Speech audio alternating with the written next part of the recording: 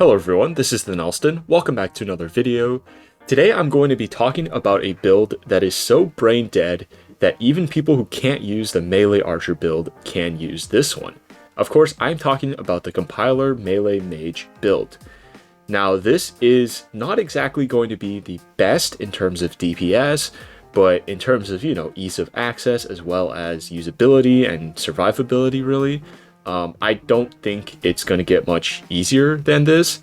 So this is definitely a great way to prepare for the Wynncraft 2.0 update. Use this build to run some dungeons, get some stuff, and yeah, just make sure you are ready for all of the crazy changes coming in the next update. I will make a separate video actually talking about my reactions to the new update. I've actually been saving watching the trailer itself for when I get a chance to record a kind of live take on it. So yeah, stay tuned for that. But otherwise, we're going to go ahead and get right into the video.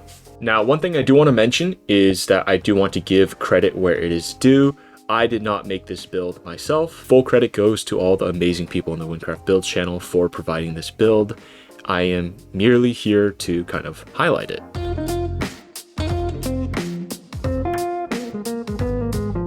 So as with any other showcase for builds, the first thing we're going to do is talk a little bit about some of the stats as well as the items. You can see all the items here, just copy them for yourself, I suppose. And point distribution is going to be 54 in strength, 50 in dexterity, 0 in intelligence, which kind of checks out for this channel, 46 in defense, and 40 in agility. You're going to have 10 skill points left over. Personally, I would recommend throwing it into defense, just because if you look at your effective HP, it's going to go from about 90.5k up to 101.6k. And you also get a slight DPS buff because you have the fire powders. Very, very minuscule, but I do think it's worth it. Of course, if you throw it into agility, you could probably get a little bit more EHP. Oh, actually, it's about the same. My bad. You can also, of course, put it into strength or dexterity.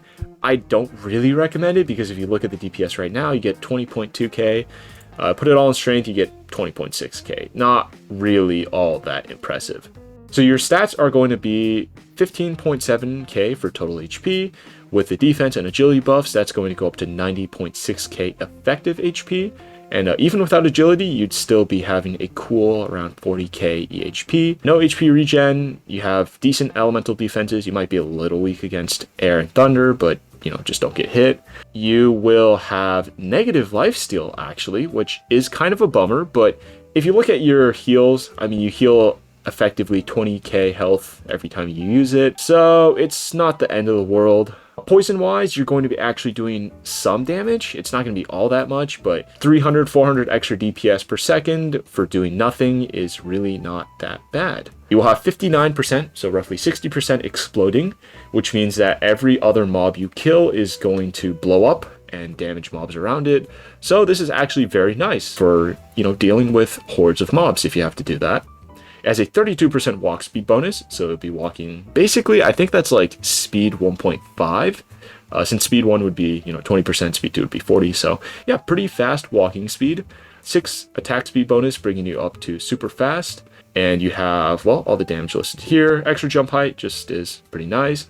Combat XP bonus of 46%, which is pretty decent for a build that you kind of just slap together.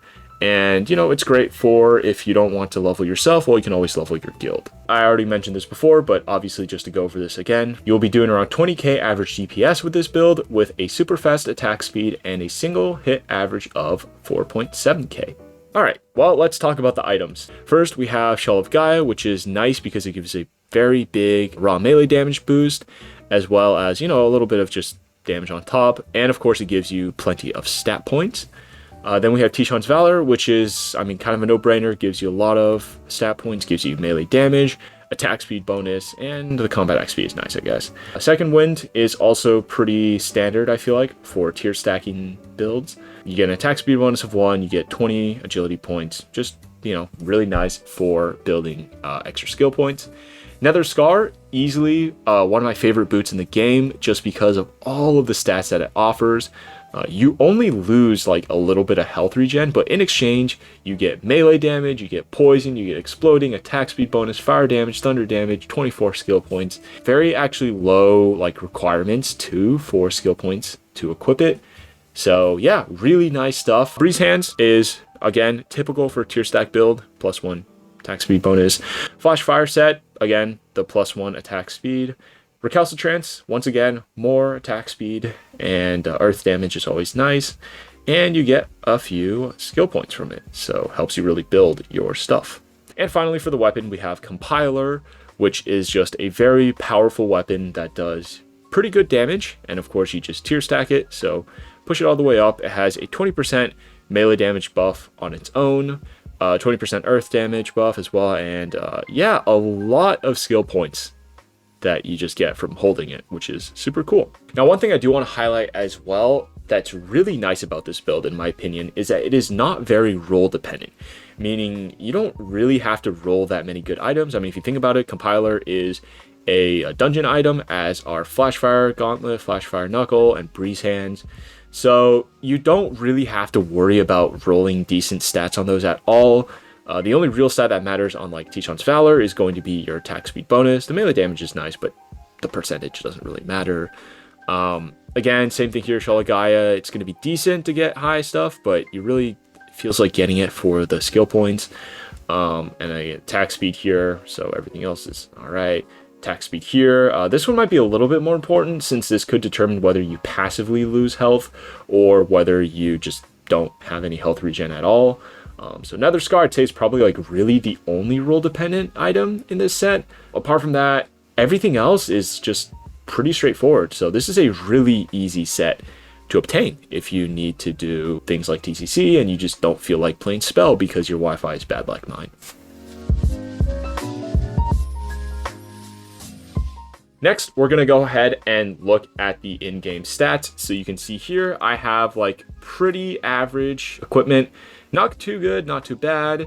And here I have my compiler powdered with fire and earth. And we're going to go ahead and just start clicking away on this combat dummy and see how much damage it does.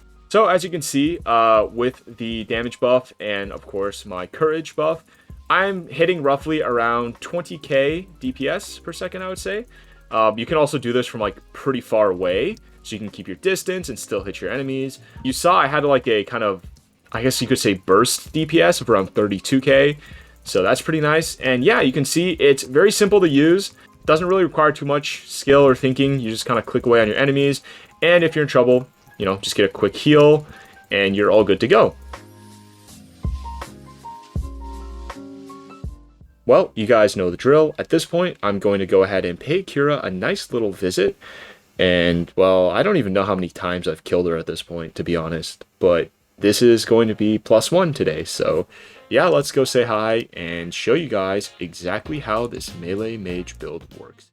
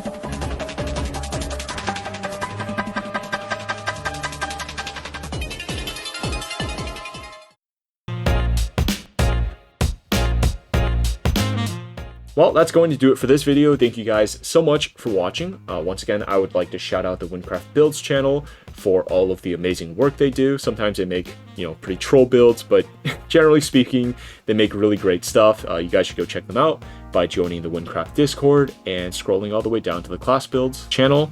Apart from that, I don't really have much else to say. I have unfortunately been away for a while due to college and, you know, being very busy, so I'm glad to be back. And yeah, I hope to make more Wynncraft videos in the future so you guys can enjoy that kind of content. That being said, if you have any questions, please feel free to leave them down in the comment section below or join my Discord. Make sure to leave a like and subscribe for more content like this. And otherwise, I will see you all in the next video. Bye-bye.